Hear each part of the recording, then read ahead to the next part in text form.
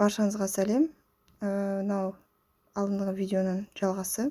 Ноутбукта біз сақтап алдық Google дискке. Енді телефонда қалай Google дискті орнатамыз. Мүмкін сізде бар болуы мүмкін ол не Google диск, немесе жоқ болса Google Play-ға кіріп, мына жерге Google диск деп жазамыз. Google диск. Google дискіне менде орнатылғаннан кейін открыть деген батырма бар. Открыть батырмасын басам, міне жаңағы кілт деген папкамыз тұр. Міне кілт деген папкамызда out пен RSA міне кілттері тұр.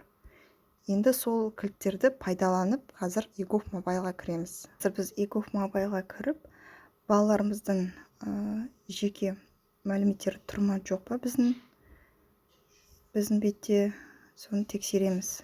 Бірінші EGOV Mobile-да ашамыз. Тілді таңдаймыз, мысалы қазақша тілі.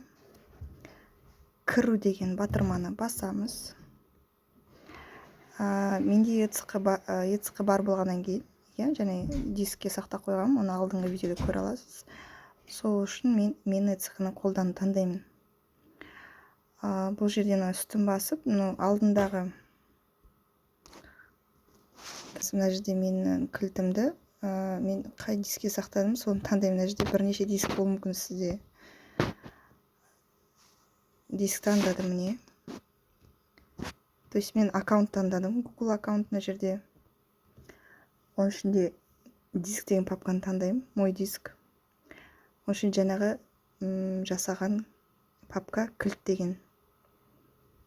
Мына жерде out деген кілтті таңдаймын, RSA деген жерге. Жаңағы міне кілт деген папка тұр, RSA деген кілт таңдаймын. Құпия сөз енгіземін, яғни пароль. ECC-ның паролі.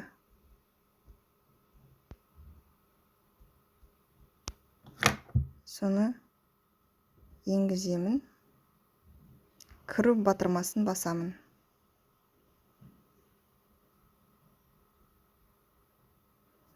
Бұл жерде тез кіру кодын жасаймыз. Мысалы 1, 2, 3, 4 десек те болады.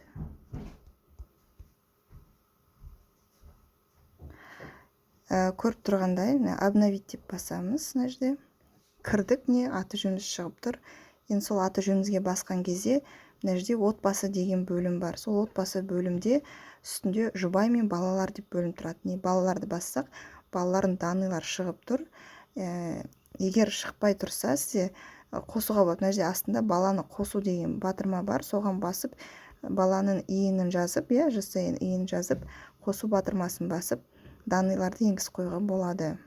Менде енгізіліп тұрғаннан кейін ештеңе өзгертпеймін бұл жерде. Көрсетейін дегенім осы. Рахмет назарларыңызға.